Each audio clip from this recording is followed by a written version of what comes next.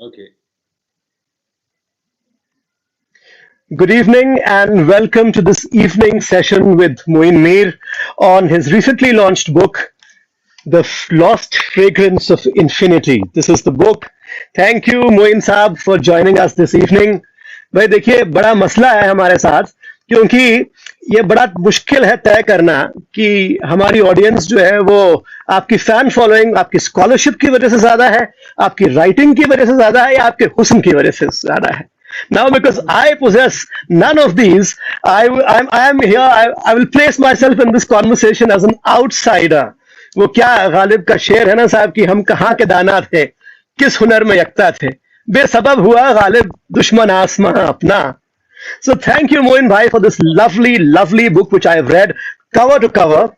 And your book actually traverses a rather wide canvas through the decline of empires, through turbulence in Central Asia, uh, and cross culture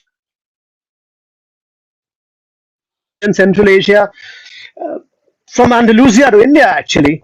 You explore spiritual love, you explore Sufism and its contribution not just to art and humanity, but also to science and mathematics. So we will talk about all this. But let me begin with a larger and more fundamental issue. एक शेर है मजरू सुल्तानपुरी का कि मुझसे कहा जिब्रील जुनू ने Wow. ये भी वही इलाही है, हबे दिल है, बाकी सब गुमराही है. Wow. तो I would like to ask you, begin by asking you this basic question. What was really this Sufi mind? ये मजहब दिल जो है ये आखिर है क्या? Because we seem to have reduced it, to pop songs like Khwaja मेरे ख्वाजा दिल में समा जा. So please start by telling us what is exact this Sufi mind all about. जी अव्वल तो मैं बेइंतहा शुक्रगुजार हूँ मेरे पब्लिशर्स का रोली बुक्स और ख़ुसूसी तौर पे प्रिया कपूर साहिबा का जिन्होंने ये ऑर्गेनाइज़ किया और इसको मुनक़िद किया ये फेस्टिवल पे मुझे मदऊ किया. And I'm deeply grateful to you, Saif Bhai, for agreeing to talk to me about my book. You are one of the illuminated minds of Delhi, so thank you so much. Or yes, this the book is a small little service that I could do towards Sufism. To answer your question, it's something which has been with me for many years.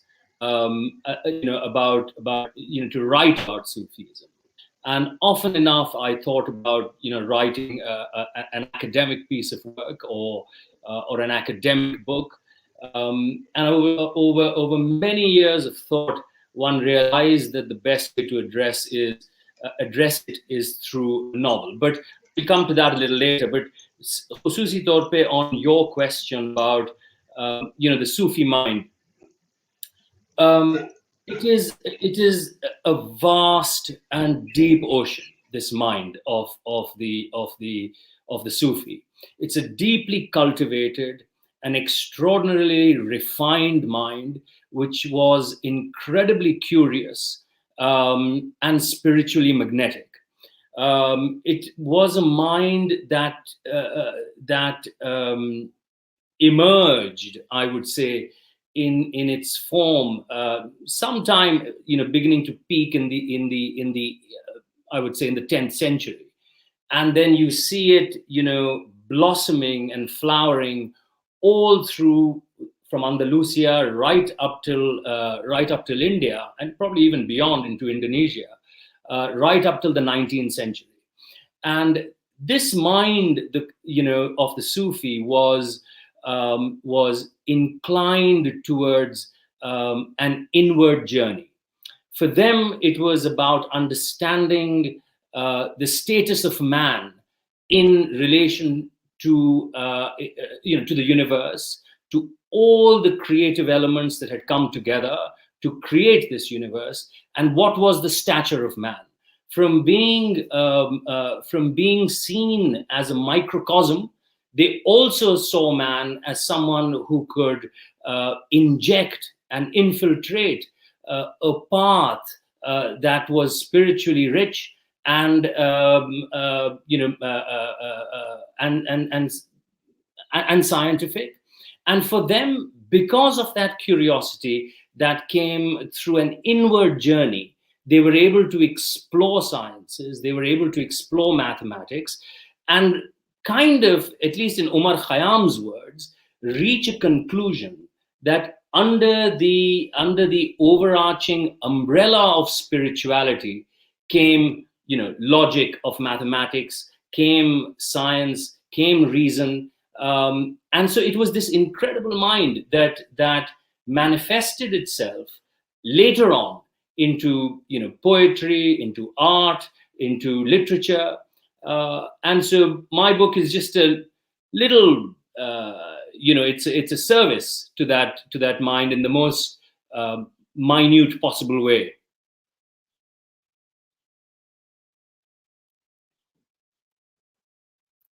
Sorry, Saif bhai, I've lost you there. I think your mic. Can you hear me now? I can hear you now. Yes, no, I was saying it's actually a great service, not just a service. As I said, I read it cover to cover. And while we will talk about the various aspects covered by you in your book, I wanted to ask you, why did you choose the medium of novel or historical fiction to give voice to Sufism and its diverse contributions to various fields? I was inspired by 3 or 4 writers. Jami is Haft Aurang, where he talks about this incredible spiritual love between Yusuf and Zulekha. Ibn Arabi's passionate love for this lady called Nizam, whom he met in Damascus. Hafiz's love for Shakinabat, and also Dante's love for Beatrice. Now, without that kind of spiritual love, which oddly enough manifests itself in a lady, you can't really get a sense of beauty, if you know what I mean, in a purely academic, dry piece of work. And so all of these incredible stories, the Layla Majnu story written by Nizami is one which is deeply entrenched in Sufi love for the divine through the created. And all of these stories compelled me to believe that the pathway for a novel must be explored. But the reason that I came, while I embarked on that pathway, and it became clearer, it became clearer only after a passage of time, because as I read more and traveled more, I realized that in order to breathe life into this subject, a human story is critical. A human story of vulnerability, a human story of rebuilding of life through a philosophy of the Sufis. And therefore, I reached the conclusion that a novel would appeal also to a wider audience if I was able to do a reasonable job. You've done a more than reasonable job. You've done a brilliant job, actually.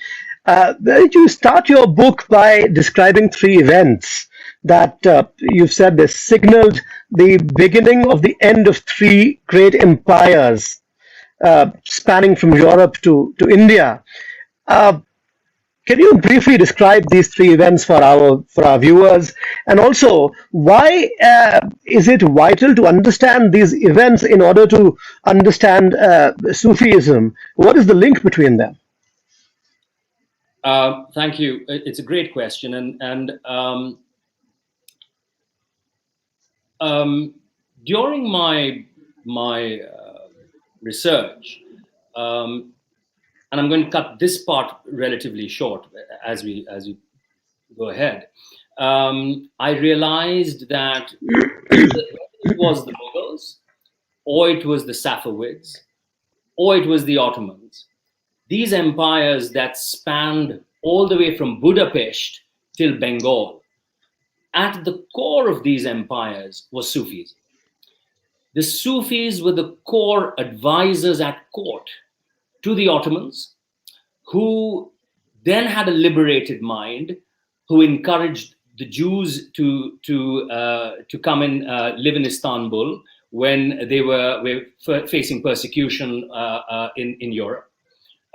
In the same way, the Safavids were exceptionally liberal because you had the Sufis influencing them.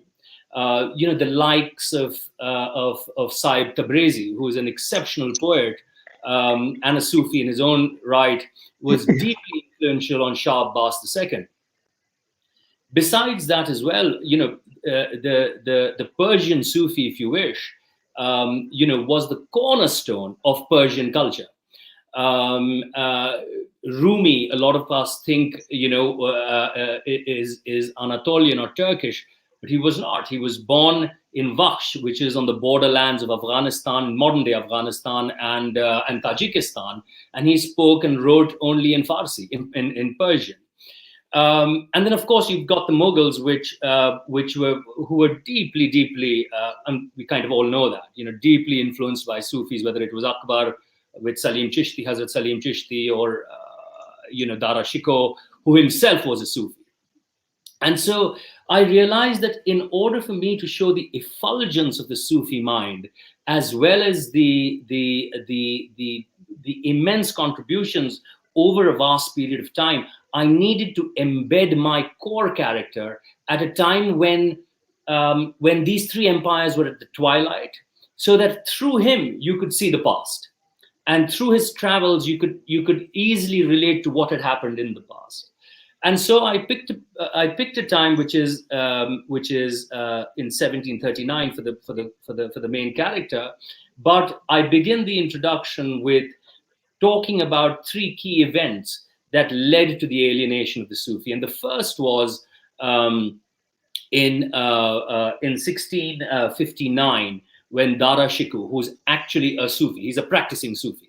He's not even someone who's inclined towards Sufism. He's a part of the Qadriya order. He's been trained by Mian Mir, and unfortunately, he gets assassinated.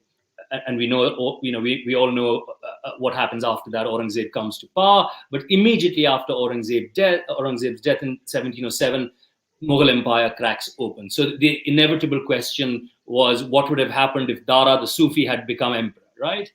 So that happens in 1659. Before that, in 1666, Shah Abbas, who is in Persia, dies.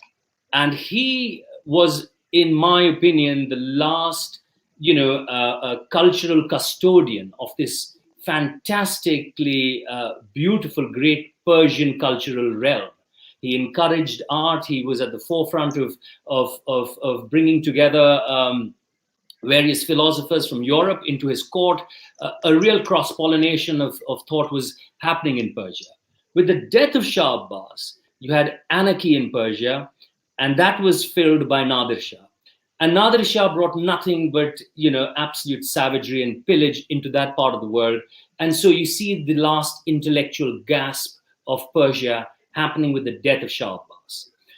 And then in 1683, the Ottomans go against the advice of the Sufis and launch a military campaign to take Vienna. The narrative that is spun around that is that if you take Vienna, you will take Andalusia, which is the lost jewel. Unfortunately, or fortunately, however you look at it, from a historian's perspective, it's you got to be unbiased. They lose at the gates of Vienna, which triggers the beginning of the end of the Ottoman Empire. So the latter half of the 17th century, is really that time when you have these empires contracting and the influence of the Sufis in their intellectual theaters diminishing. Sorry, I took up a bit of your time answering that question. No, it's a great answer. So actually related to this, so you've actually weaved your story around very important and crucial historical events that took place in history, So, before we go to the next question, I'm very curious to know how much literary license would you allow yourself while talking about actual historical facts? I think that's vital to be answered, Saif Bhai, because what I've attempted to do is uh, keep the core historical events. I've attempted to stay true to them because these were core historical events that happened. I am not a historian. I am not an academic. I'm a writer, and therefore, as a novelist, one has to be mindful that you keep the core elements of factual history absolutely correct, and then weave your characters and embed your characters into them. Dare I say this, but I was quite, deeply, not quite, but yeah, deeply inspired by Tolstoy's War and Peace, where he keeps the core elements of history absolutely intact and then embeds his characters against that backdrop. So yeah, that's been a bit of my approach. Yeah, so the central character of your book is this young craftsman from Delhi, Qarar Ali. And I can do no better but to read actually from the back cover of the book. Let me read these few lines and then I'll ask you my question. In 1739, Qarar Ali, a young craftsman from Delhi, witnesses the destruction of his world as he has known it.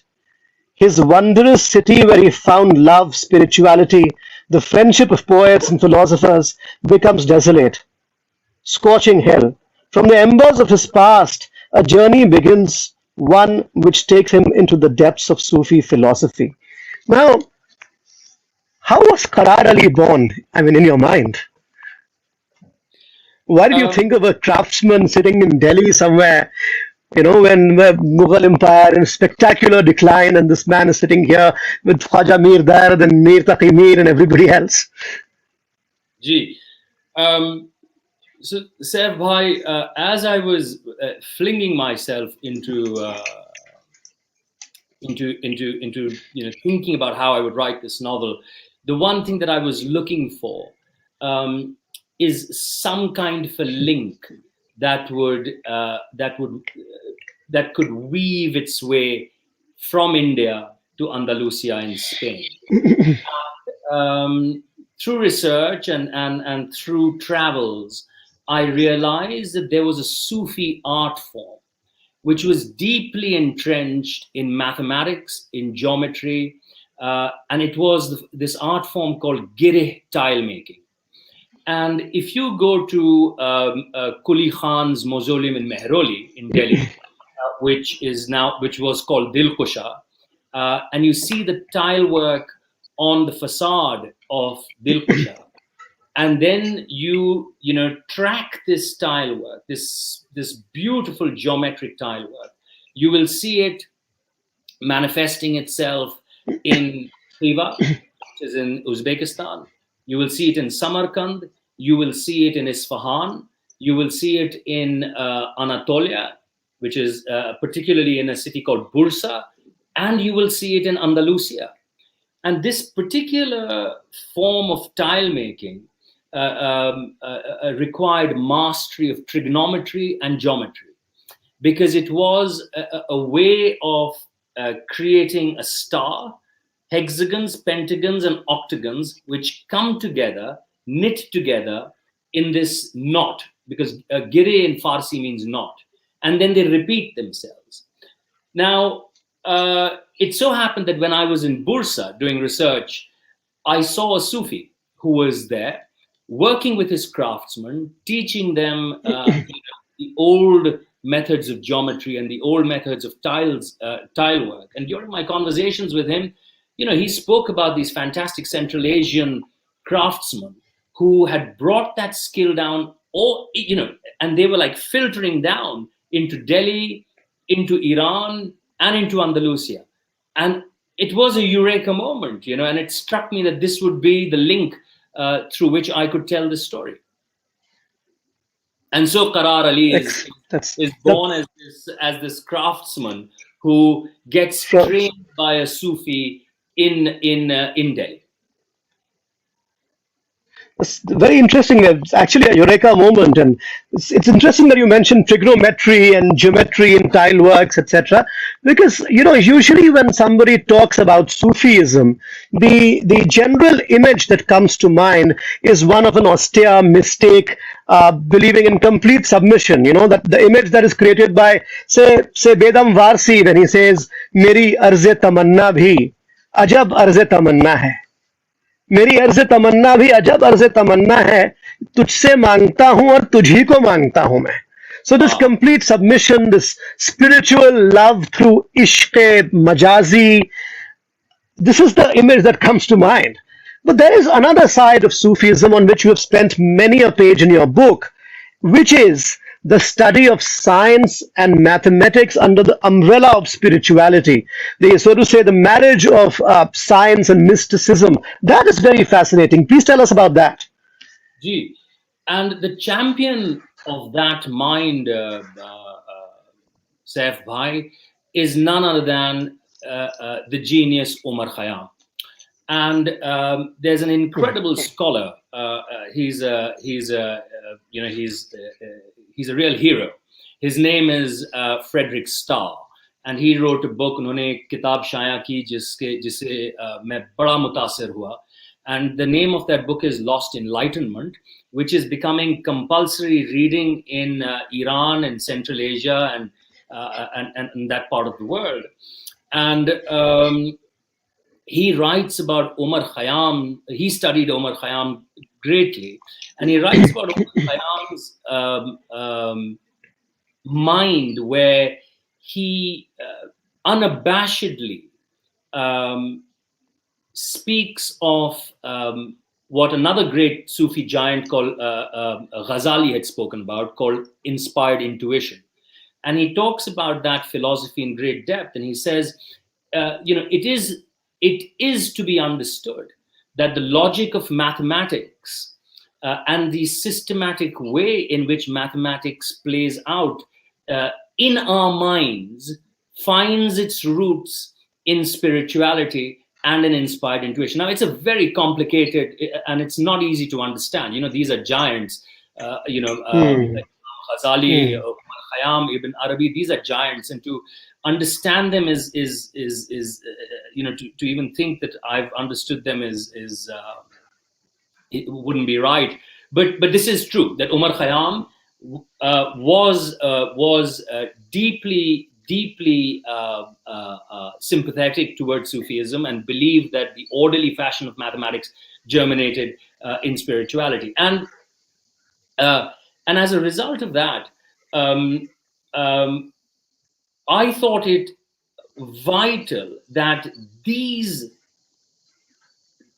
essences that have been lost and are now, as you rightly said, confined to an image of a Sufi who's renunciated the world and who's submitted to the will of God, needs to be kind of explored in deeper depth.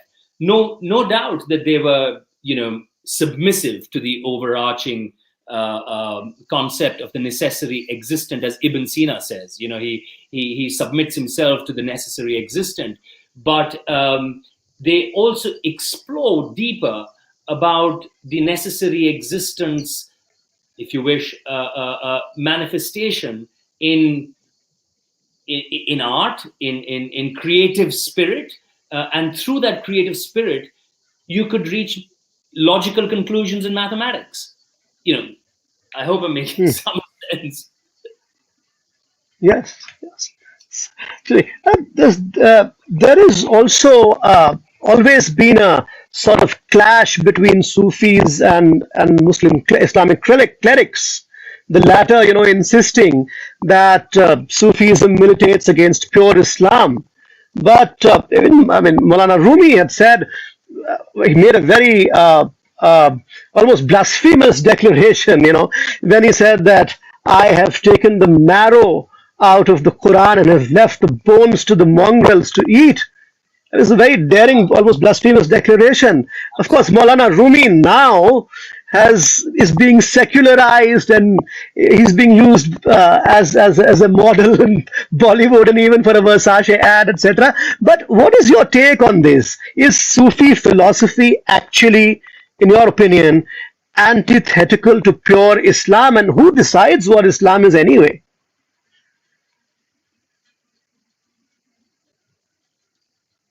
Bhai, can you hear me? Yes, yes, very much. Right. I missed the last part of your question, but I got most of it. Unimpeachably, the Sufis were Muslims. That's an unimpeachable fact. They were not, your modern day hippies. They believed in Islam. They practiced the faith. They had their khanqahs. Most of them, except for the Betakshi order, believed in the tenets of Islam and praying 5 times a day, all of that. But I have to keep coming back to how Dr. Syed Athar Abbas Rizvi in his book The History of Sufism in India, Volume 1 and Volume 2 describes Sufism. And to the Sufis, the Quran or Islam was not a rule book that needed to be imposed. It was about understanding yourself and undertaking that inward journey and understanding how you as a human being can better yourself in this world, through khidmat-e-khalq, which is the selfless service of humanity, through tasawwuf, which is understanding how you can get rid of hypocrisy within yourself. And they used the parameters of Islam to explore that mystical dimension. So they didn't treat it as a rule book, and they didn't see it as a faith of imposition. And that, you're absolutely right, brought them in conflict with the petty-minded clerics.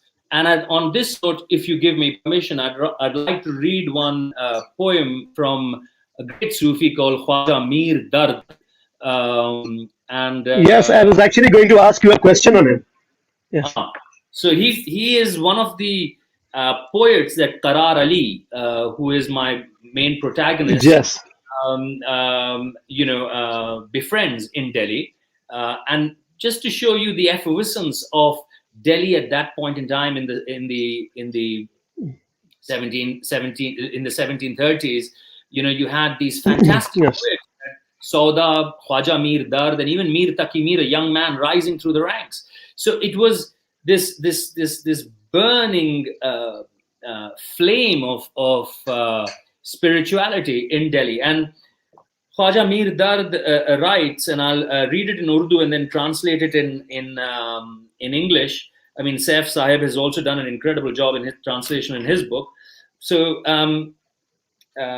here goes.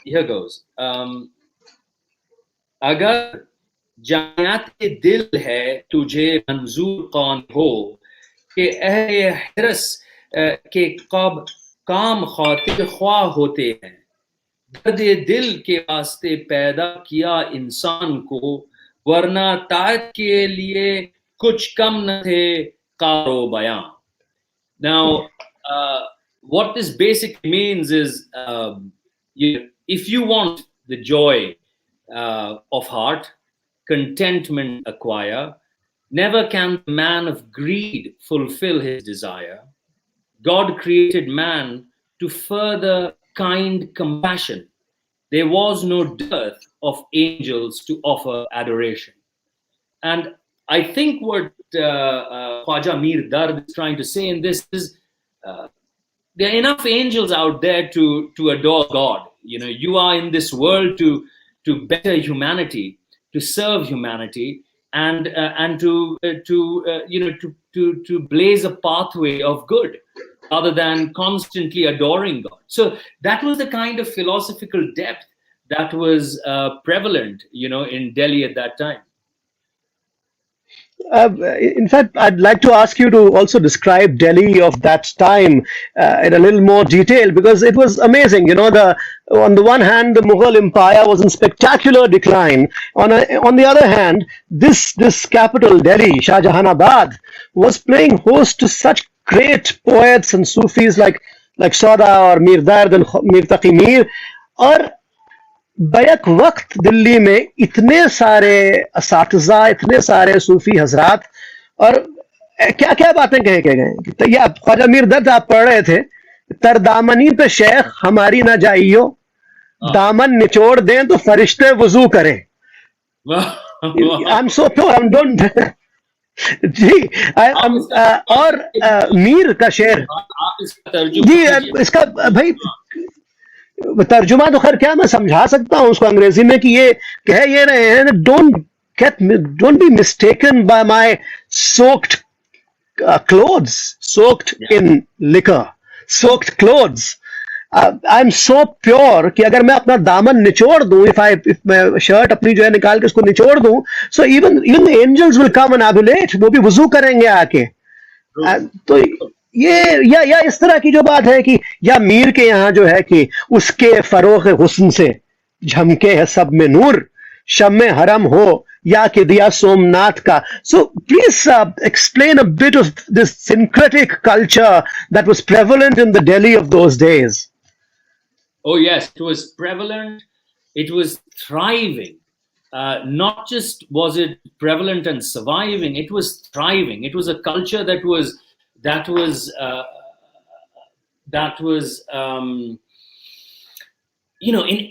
it was immersed in every brick in Delhi. Every brick in Delhi spoke of that culture.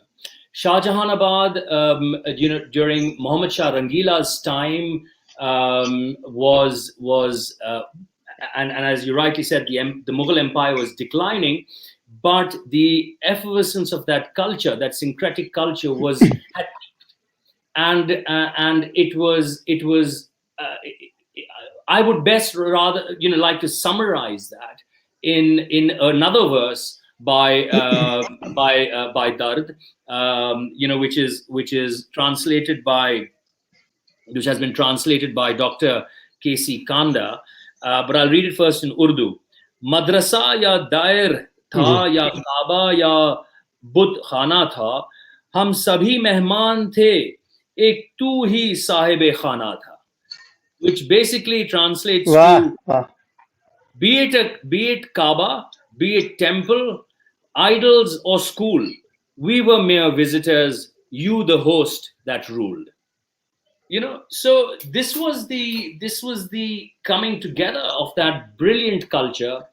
And so just coming back to my book, so Tarar Ali is deeply immersed in that syncretic culture, as you mentioned, or that mosaic, if you wish. And as a metaphor, he sees himself as that beautiful geometric tile, because the Gireh tile is a way of the Sufis saying that you have this infinite quest where each different shape, geometric shape, comes together. And it reflects the diversity of mankind. It reflects the diversity of thought. So hexagons, pentagons, octagons, triangles, all interlocking together and then repeating themselves, which showcases itself as infinite pattern, this infinite quest of the Sufi, which brings mankind together. And so while you have this incredible poetry that is coming out, you also see that in the art form and the craftsmanship of this kind of tile work, which the Sufis propagated, of bringing people together in their khanqahs and also manifesting itself in the tile work that they produced.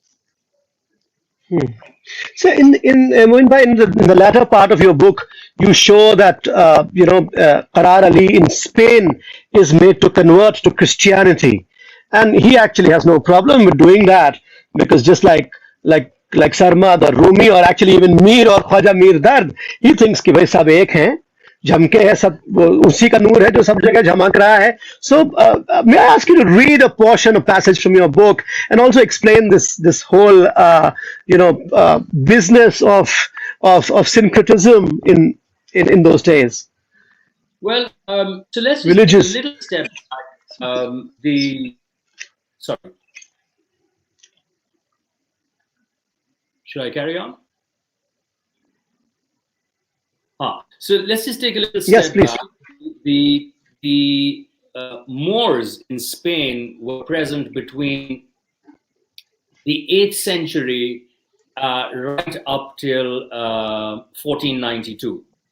And the Moors were originally from Northern Africa, and they brought this fantastic culture into southern Spain.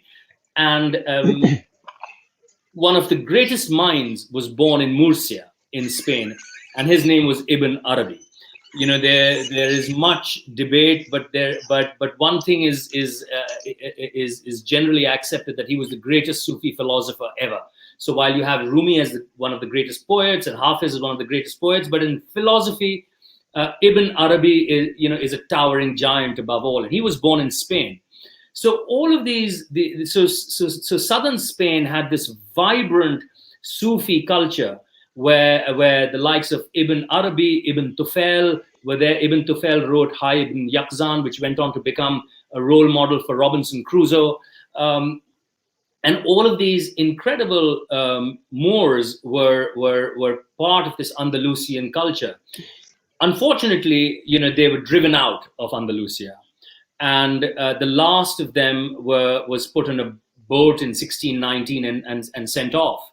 So when the protagonist lands up in Andalusia through his journey, where he attracts like a magnet people from all different races. There's a slave trader who joins his bandwagon, who originally traces his origins to being a Pole.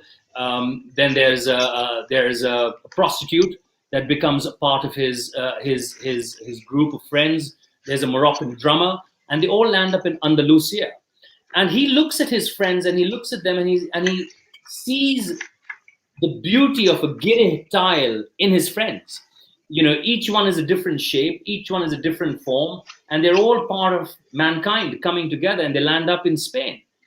Now, when they do land up in Spain, there is a sense of, persecuting anyone who was Muslim there. And so there is a point in time where he is forced to convert to Christianity. And while it is looked at as quite a dogmatic thing to do, because he's in love with a Spanish lady, and in order to marry her, he has to become a Christian. He, oddly enough, cites Sarmad, Dara, Rumi, and all of these great and Ibn Arabi, and all of these great Sufis who believed in the unity of man, who believed in the presence of the divine in all of them, in all of us. And so he doesn't have a problem in accepting another faith into his soul, which becomes another added dimension to him. And that's just the way he looks at it. Nevertheless, the village folk of Andalusia prevent the conversion from happening, because he's ingratiated himself to them. And as one reads the book, one would realize that. But I would like to read one passage, which is a passage which is something which is, in my opinion, quite a basic passage, which addresses the carnal instinct in all of us, which is ego. And we all have that. It's an undeniable trait in man. And the Sufis have always vouched for the destruction of the ego. In fact, they've taught that to all of us. And there is this time in his life when he considers himself the greatest style maker and the greatest style restorer. And from being that to being someone who is a fugitive, living off scraps in small villages in Andalusia, he looks at himself with utter dismay. And the ego that is in him raises its monstrous head. And so I'll read a passage that I wrote, that I write in the book. So bear with me a second.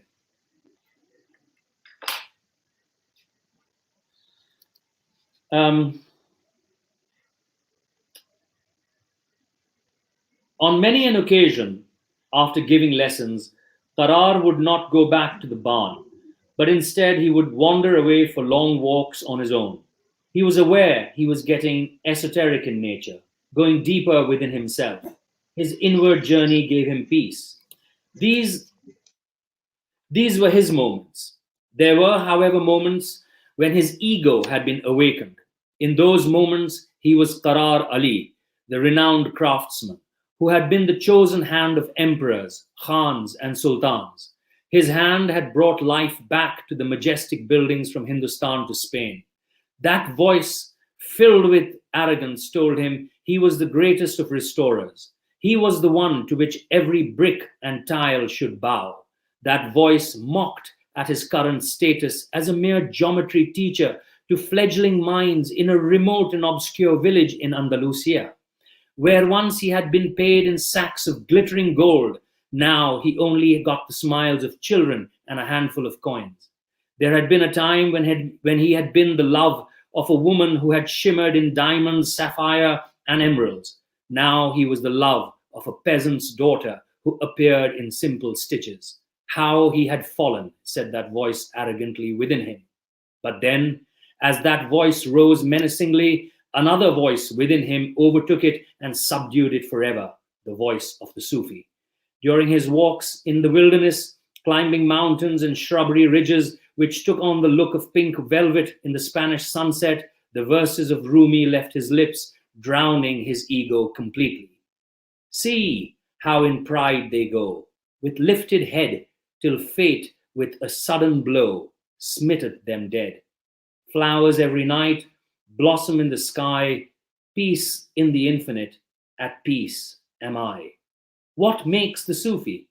Purity of heart, not the patched mantle and lust perverse, but the vile earth-bound men who steal his name.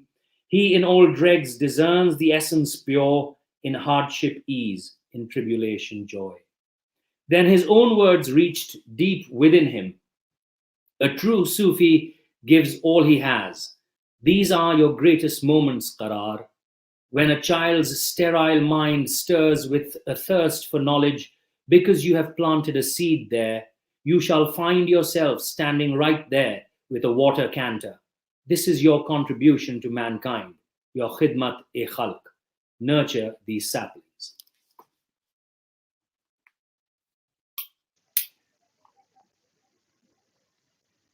That is so beautiful. Look at the free flowing, pellucid language.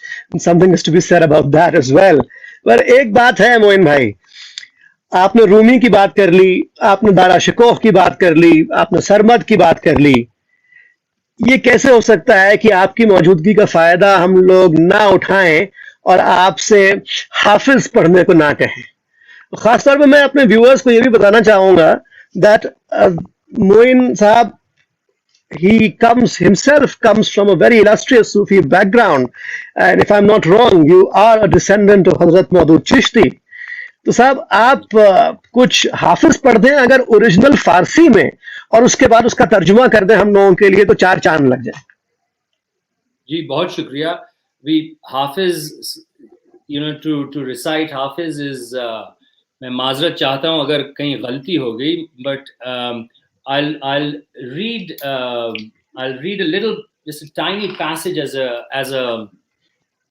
a prelude to the verse in Farsi, and then sorry, forgive me. Yeah, just getting the.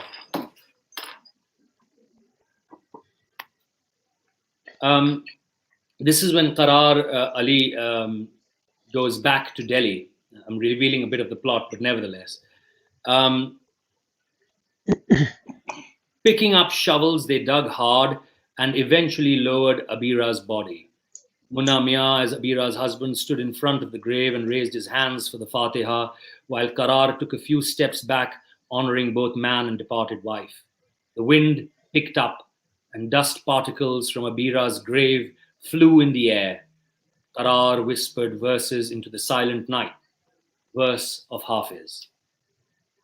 آلا ای آهو ای وحشی کجایی ما را با توست چندین آشنایی دو تنها و دو سرگردان و بیکس داد و داماد کمین از پیش و از پس بیا تو حاله یک دیگر بدانامین مراد هم بجویم ارتوانیم که می بینم که این دشت مشورش چراغانه ندارد خرم و خش. And the translation is, whither fled, wild deer? I knew thee well in days gone by, when we were fast friends, thou and I. Two solitary travelers now, bewildered I and thou. We go our separate ways, where fear lurks, ambushed, front and rear. Give never the wine bowl from thy hand, nor lose thy grasp on the rose's stem. 'Tis a mad world that the fates have planned.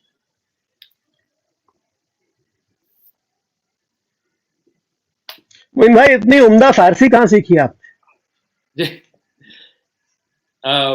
Saif भाई एक मुझ में एक बहुत ही कशिश सी पैदा हो गई फारसी सीखने के लिए, और मैंने एक बेहतरीन उस्ताद व आमोज़गार ढूंढ लिया. वो हैं यहाँ लंदन में बेस्ड हैं, and she is a wonderful scholar of Persian who used to teach in the Tehran University, and she's now based in London. और मैं उनका बेइंतहा शुक्रगुजार हूँ कि उन्होंने मुझे फ़ारसी सिखाई, और उनके बगैर मेरे ख्याल से ये काम अधूरा रह जाता. चलिए, जो हम लोग हाफिज और दारा शिकोह वगैरह की बात कर रहे हैं, please also tell our readers, a lot of people don't know this, that Dara Shikoh wrote something called Majma al-Bahrain, and there were Sufis like Abdul Quddus Gangohi, जिनकी आज भी दरगाह बहुत मान्यता जिसे कहते हैं कि वो है यूपी में, who used to perform namaz in various yoga positions. ये सब चीजें जो हैं ये बिल्कुल नायाब हैं हमारे व्यूअर्स के लिए. ये आप कुछ इस बारे में भी कहिए जरूर. This is all a part of how the Sufis interwove themselves into the societies that they went into, and Dara's work, Majma al-Bahrain, many scholars have written about it. Meri kya misat, but unhone this fantastic book called Majma al-Bahrain is one where he tries to do this fantastic comparison and an analysis of Islam and Hinduism, and how, in essence, they are one. He says that the Hindus call they have a concept called Paramatma, which is the great soul. Paramatma, the great soul, and the Sufis call it Ruhe Arwah, which is the great soul. And so these were the great comparisons that Dara Shikoh brought about in his wonderful book. And then of course Abdul Quddus Gangohi is a great saint and a great Sufi whose dargah, as you rightly said, is still very, very popular. And as the protagonist, Qarar Ali is being taught about mysticism, as well as the craftsmanship of geometry. Initially, he's failing because he just can't get this complicated form of craftsmanship. And as a motivational speech, his murshid or the Sufi that is guiding him gives him the example of Abdul Quddus Gangohi and tells him he was one of the greatest Sufis because within him all the faiths mingled together. And as it is known through the works of Dr. Rizvi, that it was said that Abdul Quddus Gangohi even performed, one of his namaz in the day in a yogic position, taking inspiration from the wonderful yogis that he thought as great scholars, as great as people with greatly illuminated mind. And so this kind of integration, if you wish, once again, and I'm repeating this again, once again manifests itself into this brilliant tile work called Gire tile work, where you have the beauty of different geometric shapes, which represent different cultures of man coming together and enmeshing themselves and creating beauty.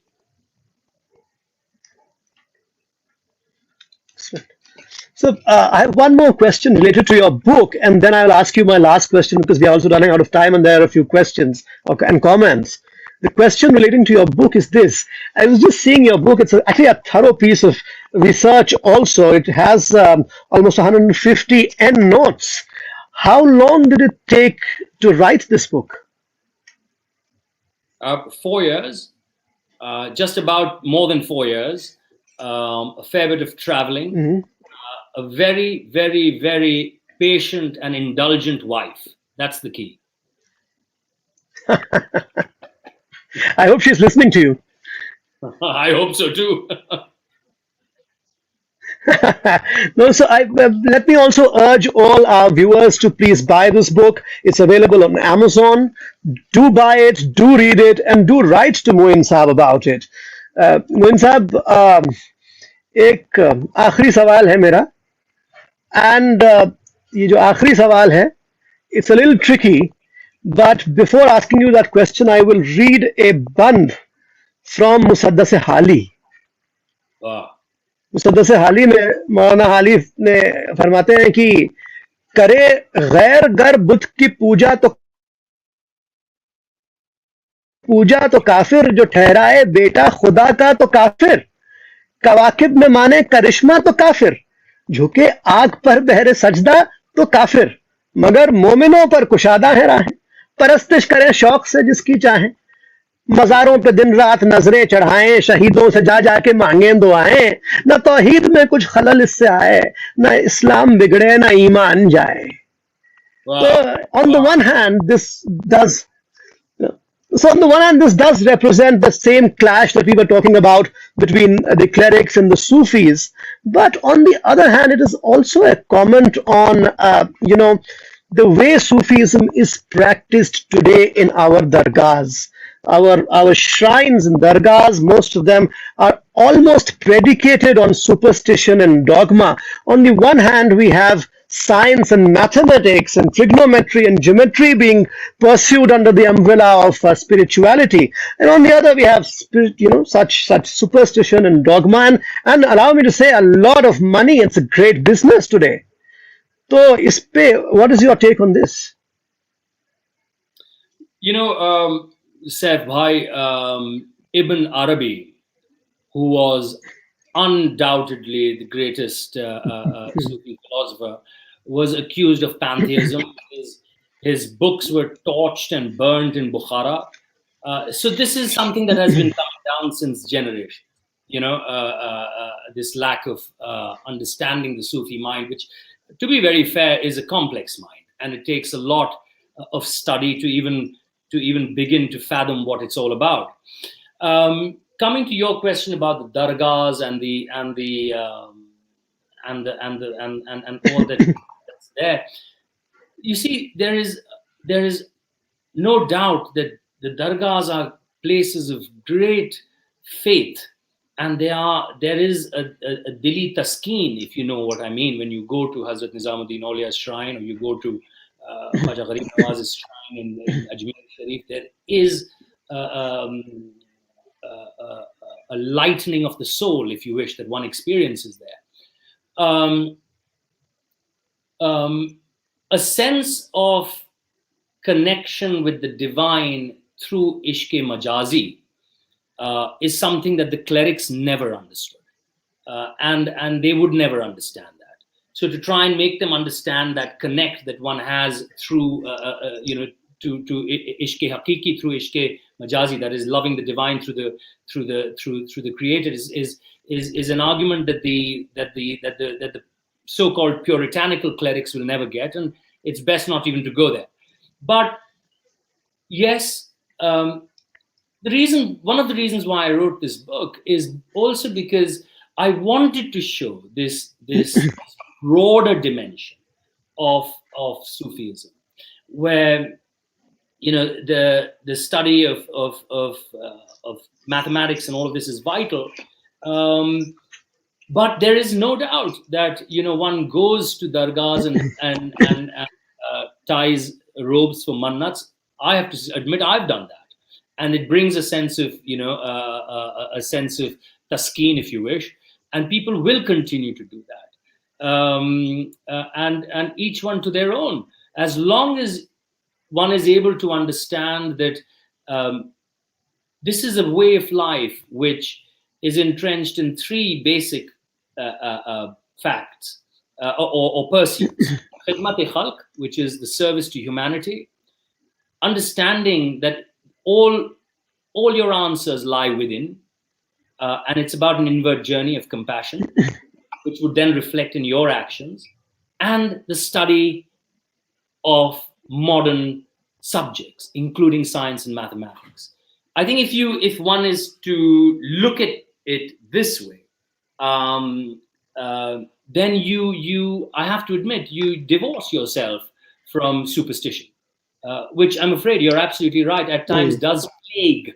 It does plague that part of Sufism.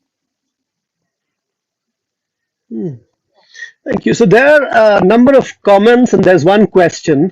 Let me just quickly go through the comments. Well, people are generally saying it's a great discussion, thoughtful discussion. Abha Kanungo says, watching, very intriguing. Excellent conversation, says Rashmir Parida. Ashok लाल साहब हमारे साथ मौजूद हैं, वो खुद बहुत अच्छे शायर हैं, उर्दू के थिएटर पे बहुत बड़ा नाम है हिंदुस्तान में. वो कह रहे हैं कि दामन निचोड़ दूं, क्या बात है.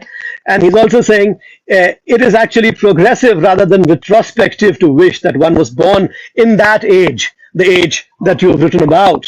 And we have Preeti Agarwal Mehta, another actor, theatre person, thespian, who says, wow, 4 years. 4 साल लगे आपको किताब लिखने में भाई. आजकल तो लोग मशरूम करते हैं किताबें 4-4 महीने में. तो but it's great. What a piece of research. The question that has been asked is by Aditya Bharat. और सवाल मैं पढ़ देता हूँ. Great conversation, sir. Do you think Sufi has been underrated in India, and how real life events and history have influenced your writing? I don't think it's underrated in India. I just think we can do a lot better by going into the subject in greater depth, and not confining ourselves only to listening to qawwali and having a wonderful biryani session, as someone had once put it, but going deeper into understanding what the Sufis taught us, and their philosophies and the way of life. So I don't think it's lost there. It just needs to be explored a bit more. And what was the next part of the question? What were the real? How have real life events and history influenced your writing? History for sure. Yes, it has, because I embed my characters at a point in time in history when these three empires are retracting, and Nadir Shah's invasion and his savage loot of Delhi happens. So history has a huge role to play. Travels, from my personal point of view, it was the travels that influenced this book enormously. Particularly my travels in Anatolia and Spain, and they've played a huge role in the book. चलिए आखिरी सवाल मैं अपनी तरफ से पूछ लेता हूं कि अब आगे क्या इरादा है? When do we expect your next book? बस 4 महीने में.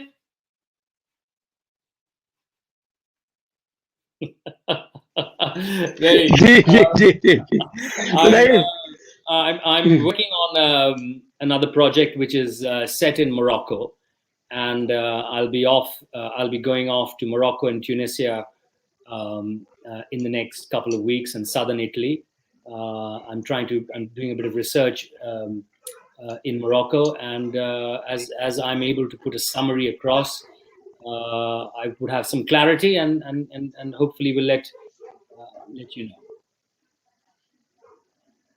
if अगर रिसर्च असिस्टेंट की पोजीशन खाली हो तो मैं अप्लाई करने चाहता हूं साहब फौरन इसी वक्त please treat this is my formal application thank you Moin bhai thank you very much for joining us today it was a great conversation और ये जो क्रक्स है इस पूरे डिस्कशन का वो मुझे जौक के एक शेर में मिलता है वो शेर सुना के इजाजत ली जाए कि क्या मोमिन क्या काफिर कौन है सूफी कैसा रिंद Wow. क्या मोमिन क्या काफिर कौन है सूफी कैसा रिंद सारे बशर हैं बंदे हक के सारे शर के झगड़े हैं these are all Wow. Quarrels of the evil सारे शर के Absolutely. झगड़े हैं बहुत बहुत Yeah. शुक्रिया आपका thank you very much for joining us today and once again let me request our viewers to buy this book.